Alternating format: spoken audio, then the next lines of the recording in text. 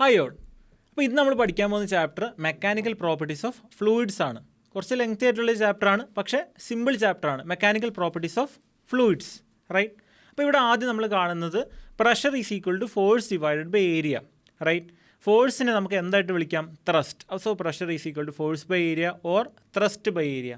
ഇനി ഈ പ്രഷറിൻ്റെ വേരിയസ് യൂണിറ്റ്സ് ആണ്. So first one ATM equal to 1.01 into 10⁵ pascal. Okay, 1 ATM is equal to 1.01 into 10⁵ pascal. അല്ലെങ്കിൽ 1 bar equal to 10⁵ Pascal.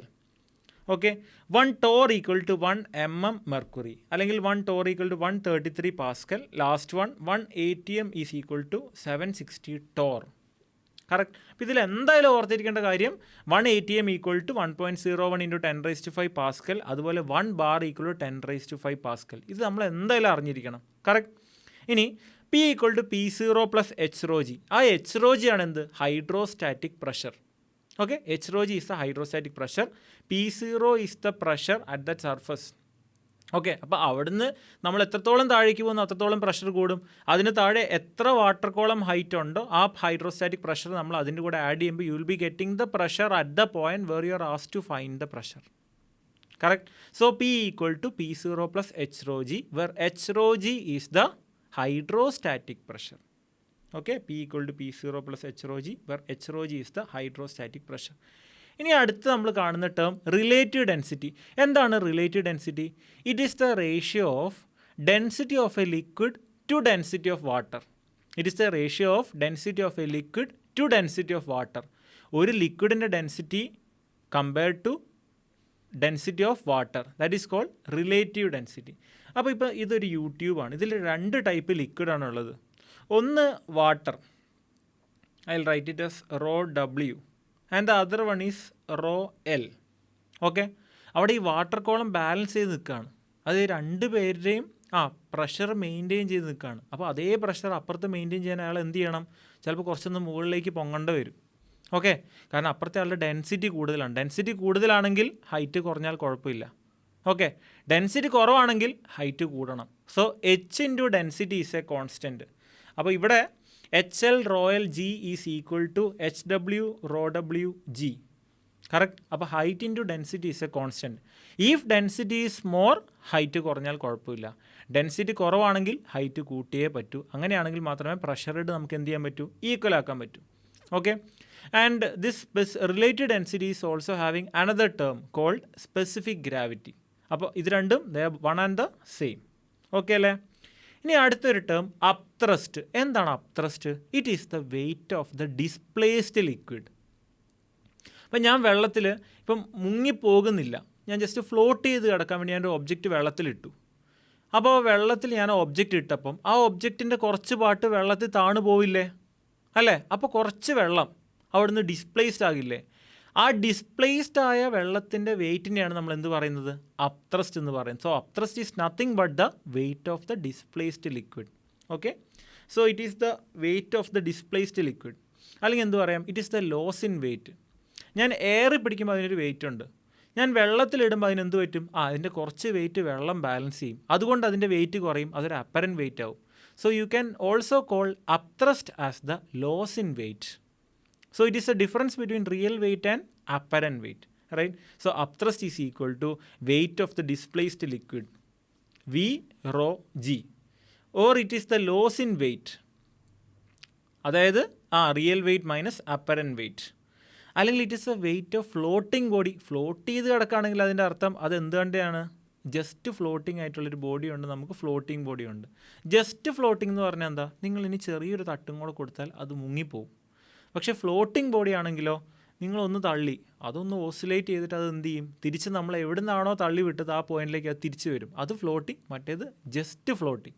Just ഫ്ലോട്ടിങ്ങിൽ നിങ്ങൾ ഇനി ഒരു പുഷ് കൊടുക്കുകയാണെങ്കിൽ അതിന് തിരിച്ചു വരില്ല. കാരണം നിങ്ങൾ ഇനി ഒരു പുഷ് കൊടുക്കുമ്പം അത് ബോഡി കുറച്ച് താഴെ പോയില്ലേ? അപ്പോൾ അതിൻ്റെ മേലെ വെള്ളം വന്ന് കയറി പിന്നെ അത് താഴേക്ക് പോകും. ഓക്കെ അല്ലേ? Okay, simple concept. Now what is relative density? That is equal to weight in air divided by upthrust. കാരണം എനിക്കറിയാം what is upthrust. Weight of the displaced liquid, അല്ലെങ്കിൽ loss of weight in water. So V rho G divided by V sigma G. Okay, അപ്പോൾ നമ്മൾ അത്ര strength ആണെന്ന് നമ്മൾ കണ്ടു. ഇനി 2 സിനാരിയോ ആണ്, 2 കേസ് സിനാരിയോ. ആദ്യം ഞാൻ എന്ത് ചെയ്യാണ്, 2 വ്യത്യസ്ത ബോഡികൾ ഞാൻ ഒരേ ലിക്വിഡിൽ ഇടുകയാണ്. ഈ വ്യത്യസ്ത ബോഡികളുടെ ഡെൻസിറ്റി ഒന്ന് ρ1 മറ്റേത് ρ2. നമ്മുടെ ലിക്വിഡിൻ്റെ ഡെൻസിറ്റി എത്രയാണ്, ρl.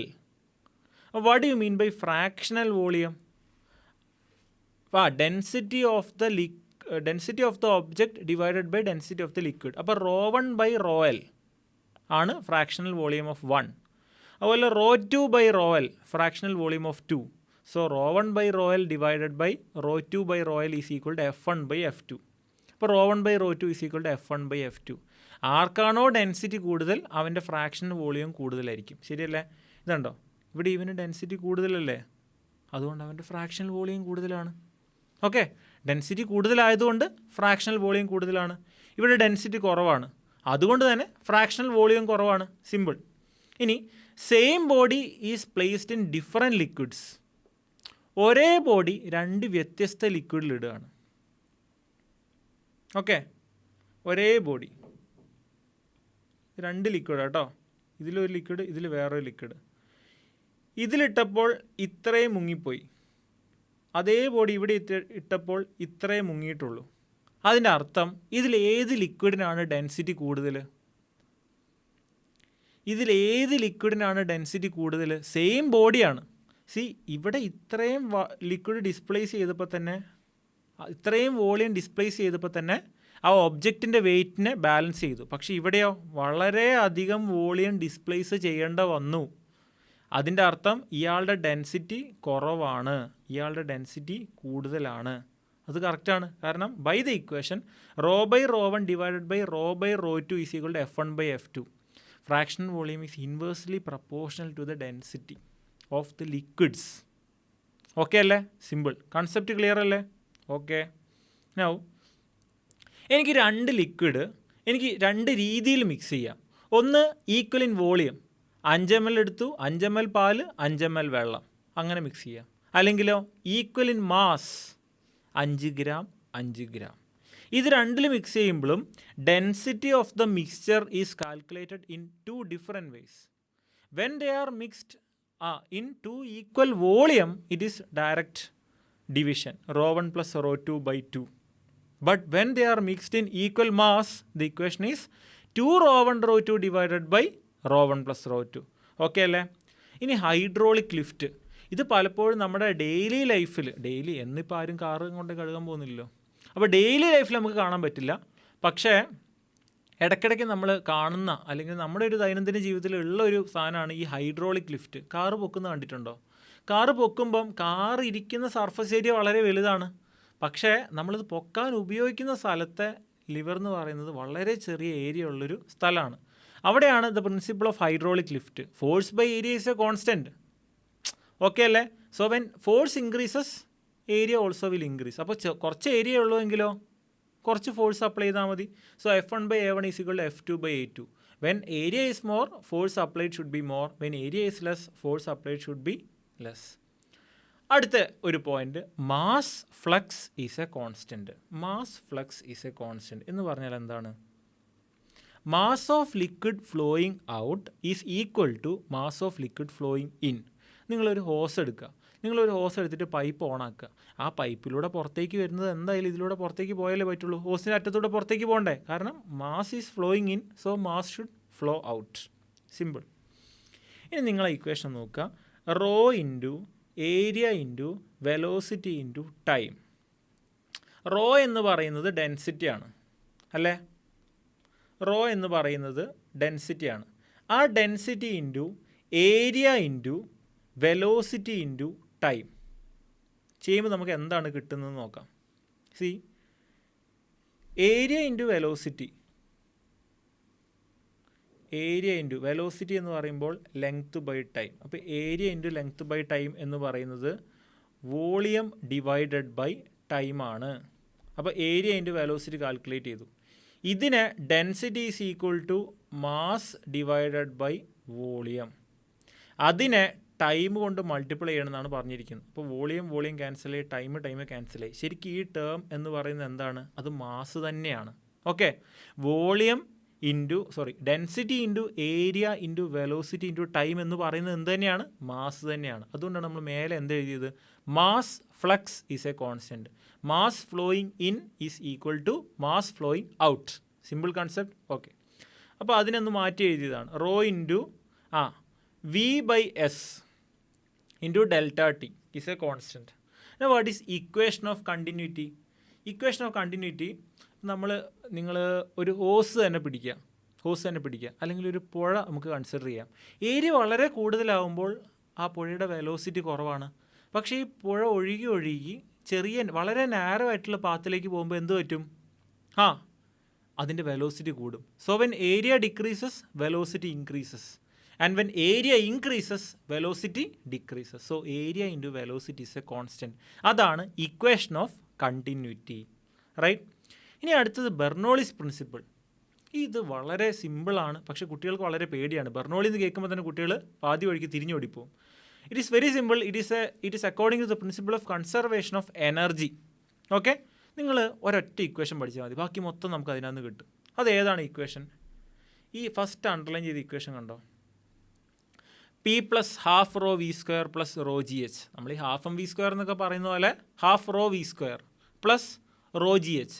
എം ജി എച്ച് എന്ന് പറയുന്നതിന് പകരം റോ ജി എച്ച്. അപ്പോൾ P plus half rho V square plus rho G H is a constant. നിങ്ങൾക്ക് ഏതെങ്കിലും ഒരു പോയിന്റ് തരികയാണ്, എന്നിട്ട് മറ്റൊരു പോയിന്റിൽ ഇതായിട്ട് നമ്മൾ അങ്ങ് ഇക്വേറ്റ് ചെയ്യും. P plus half rho V square plus rho G H is equal to P dash plus half rho V dash square plus rho G H dash. ഇത്രയേ ഉള്ളൂ. ഇനി ഇതിനെ എനിക്ക് എന്ത് എഴുതാം?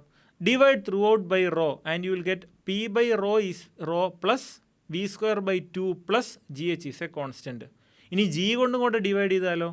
P by rho G plus V square by 2g plus H is a constant. ഈ P by rho G ആണ് pressure head, V square by 2g ആണ് വെലോസിറ്റി ഹെഡ്, എച്ച് ആണ് ഗ്രാവിറ്റി ഹെഡ്. ഓക്കെ, അപ്പോൾ നിങ്ങൾ പഠിക്കേണ്ട equation P plus half rho V square plus rho G H is a constant. അപ്പം നമുക്ക് 2 point തരാണ്, ഇതൊരു പോയിന്റ്, ഇത് വേറൊരു പോയിന്റ്. നിങ്ങൾ എന്ത് ചെയ്യുക? ആ 2 സ്ഥലത്തെയും P plus half rho V square plus rho G H അങ്ങ് ഇക്വേറ്റ് ചെയ്യുക. And you will get the velocity. നിങ്ങൾക്ക് ഏതെങ്കിലും ഒരു പോയിന്റിലെ വെലോസിറ്റി ചിലപ്പോൾ അവർ തരും, എന്നിട്ട് മറ്റേ പോയിന്റിലെ വെലോസിറ്റി ആയിരിക്കും ചോദിക്കുക. അല്ലെങ്കിൽ വെലോസിറ്റി 2 പോയിന്റിൽ തന്നിട്ട് ഹൈറ്റ് ഡിഫറൻസ് ആയിരിക്കും ചോദിക്കുക. അപ്പോൾ ഈ ഇക്വേഷൻ അറിയുമ്പോൾ നിങ്ങൾക്ക് എന്ത് ചെയ്യാം? എല്ലാം കാൽക്കുലേറ്റ് ചെയ്യാം, റൈറ്റ്? ഇനി F is equal to A eta D V by D X. Viscosity എന്ന് പറയുന്നത് എന്താണ്? F L by A V. Eta എന്താണ്? Coefficient of viscosity. ഓക്കെ, ഇനി റെയ്നോൾഡ്സ് നമ്പർ. ഇത് ജസ്റ്റ് നമ്മൾ ഓടിച്ച് പറയേണ്ട ആവശ്യമുള്ളൂ, കാരണം ഇതിപ്പോൾ നിലവിൽ ഇല്ല.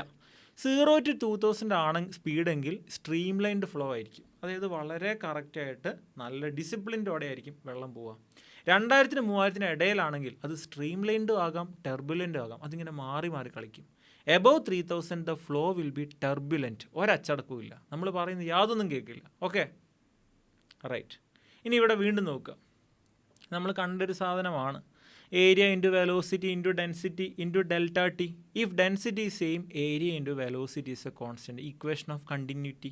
ഓക്കെ, അപ്പോൾ ബെർണോളി നമ്മൾ കണ്ടതാണ്. P plus H rho G plus half rho V square is a constant, അല്ലെങ്കിൽ P by rho plus G H plus half V square is a constant, അല്ലെങ്കിൽ ജി കൂടെ നമുക്ക് ഡിവൈഡ് ചെയ്യാം. അപ്പോൾ എന്ത് കിട്ടും? P by rho G plus H plus V square by 2g is also a constant. Correct. ഇനി അടുത്ത surface tension and capillarity. അപ്പോൾ സർഫസ് ടെൻഷൻ എന്ന് പറയുമ്പോൾ നമ്മൾ ആദ്യം നമ്മുടെ മനസ്സിലേക്ക് വെള്ളത്തുള്ളിയും വരണം, കുമിളകളും വരണം. You should consider both drops as well as bubble. ഒരു ഡ്രോപ്പിന് ഒരു സർഫസേ ഉള്ളൂ, അല്ലേ? വെള്ളത്തുള്ളികൾ നിങ്ങൾ കൺസിഡർ ചെയ്യുമ്പോൾ അതിന് ഒരു സർഫസേ ഉള്ളൂ. പക്ഷേ ഒരു ബബിൾ കൺസിഡർ ചെയ്യുമ്പോൾ അതിന് ഇന്നർ സർഫസും ഉണ്ട്, ഔട്ടർ സർഫസും ഉണ്ട്. അതുകൊണ്ടാണ് ഡ്രോപ്പിന് 2s/r വരുമ്പോൾ ബബിളിന് 4s/r വരുന്നത്. കണ്ടോ? ഡ്രോപ്പിന് ഇവിടെ എത്രയേ ഉള്ളൂ? 2s/r. അതിന് നേരെ ഇരട്ടിയാണ് ബബിളിന്, കാരണം ബബിളിന് 2 സർഫസ് ഉണ്ട്. അതുപോലെ സിലിണ്ടർ ആണെങ്കിലും ഇവിടെ s/r ആണ്, പക്ഷെ ഇവിടെയോ സിലിണ്ടറിക്കൽ കുമിളയായതുകൊണ്ട് 2s/r. Okay, work is equal to surface tension into area. അത് മാത്രം ഓർത്തിരുന്നാൽ മതി. Work is equal to surface tension into area. Okay, ആ ഡെൽറ്റ പി ആണ് 2s/r ആർക്ക്? ഡ്രോപ്പിന്. അത് 4s/r ആകും ആർക്ക്? ബബിളിന്. സിലിണ്ടറിക്കലാണെങ്കിൽ s/r ആർക്ക്? ഡ്രോപ്പിന്. 2s/r ബബിളിന്. സിമ്പിൾ. നൗ അപ്പോൾ work done in a liquid എത്രയായിരിക്കും? Work done in a liquid 4πr²s. Liquid drop ആണെങ്കിൽ 4πr²s വർക്ക് ഡൺ. ബബിൾ ആണെങ്കിലോ 8πr²s. അപ്പോൾ നിങ്ങളോട് ചോദിക്കുകയാണ് അങ്ങനെയെങ്കിൽ R1 റേഡിയസ് R2 റേഡിയസിലേക്ക് മാറ്റാൻ നിങ്ങൾ കൊടുക്കേണ്ട വർക്ക് എത്രയാണ്? അപ്പോൾ എന്ത് ചെയ്താൽ മതി? ലിക്വിഡ് ആണെങ്കിൽ 4πs into R2² - R1². Drop ആണെങ്കിലോ 8πs ഇൻറ്റു R2² - R1². ഒക്കെ വളരെ സിമ്പിളായിട്ട് നമുക്ക് പഠിക്കാൻ പറ്റുന്ന ഒരു ചാപ്റ്ററാണ്. മാർക്ക് നന്നായിട്ട് സ്കോർ ചെയ്യാൻ പറ്റുന്ന ഒരു ചാപ്റ്ററാണ്. റൈറ്റ്. ഇനി A single drop of R radius is split into n droplets of small r radius. അതായത് ക്യാപിറ്റൽ R റേഡിയസ് ഉള്ള ഒരു വലിയ ഡ്രോപ്പ് സ്മോൾ r റേഡിയസ് ഉള്ള കുറേ ചെറിയ ഡ്രോപ്ലെറ്റ്സ് ആയിട്ട് സ്പ്ലിറ്റ് ചെയ്യാണ്. ഓക്കെ. അപ്പോൾ ക്യാപിറ്റൽ R ഡ്രോപ്പ് ഉണ്ടായിരുന്നപ്പോൾ അതിൻ്റെ ടോട്ടൽ സർഫസ് ഏരിയ എത്രയായിരുന്നു? 4πr². അതിപ്പോൾ കുറേ ചെറിയ ചെറിയ വെള്ളത്തുള്ളികളായി മാറി. ഇപ്പോൾ അവർ ഓരോരുത്തരുടെയും സർഫസ് ഏരിയ എത്രയാണ്? 4π സ്മോൾ r². അങ്ങനെ എത്ര ഡ്രോപ്ലെറ്റ്സ് ഉണ്ട്? n droplets. So it is n into 4π small r². Okay. ഇനി നമുക്ക് എന്ത് ചെയ്യാം? സബ്സ്റ്റിറ്റ്യൂട്ട് ചെയ്യാം. ഇവിടെ capital R is equal to small r into n⁻⁴. ശരിയല്ലേ? അപ്പോൾ എനിക്ക് സ്മോൾ ആറിന് പകരം എന്ത് എഴുതാം? Capital R/n⁻⁴. See capital R is equal to n⁻⁴ small r. So instead of small r I will substitute n into 4πr/n⁻⁴ the whole square which is equal to 4πr² into n⁻⁴. ഇപ്പോൾ എനിക്ക് final ഏരിയയും കിട്ടി, initial ഏരിയയും കിട്ടി. So what is the change in area? 4πr² into n⁻⁴ minus 1. Work done എങ്ങനെ കണ്ടുപിടിക്കാമെന്ന് ഞാൻ പറഞ്ഞു. അതിനെ സർഫസ് ടെൻഷനായിട്ട് മൾട്ടിപ്ലൈ ചെയ്യുക. C you are multiplying it with S. Okay. So the answer is 4πr²s into n⁻⁴ minus 1 where n is the number of droplets. ഇനി അടുത്തൊരു ഇത് n droplets coalesce to form a single drop. അതായത് small r radius ഉള്ള ഒരുപാട് droplets combine ചെയ്ത് capital R radius ഉള്ള ഒരു വലിയ ഡ്രോപ്ലെറ്റ് ആയിട്ട് മാറി. അങ്ങനെ വരുമ്പോൾ ഇനിഷ്യലി n ഇൻറ്റു 4πr² ആയിരുന്നു. ഇപ്പോൾ അത് 4π ഇൻറ്റു ക്യാപിറ്റൽ R² ആയി. ഓക്കെ. എനിക്ക് എന്തെഴുതാം? Capital R is equal to n⁻⁴ small r. അപ്പോൾ ഫൈനൽ ഏരിയ എത്രയാണ്? 4πr² into n⁻⁴. കാരണം ക്യാപിറ്റൽ R സ്ക്വയർ ആണ് അല്ലേ? ക്യാപിറ്റൽ R സ്ക്വയർ ആയതുകൊണ്ട് നമ്മൾ ഇതിൻ്റെ സ്ക്വയർ എടുക്കണം. അപ്പോൾ ഇതിൻ്റെ സ്ക്വയർ എടുക്കുമ്പോഴോ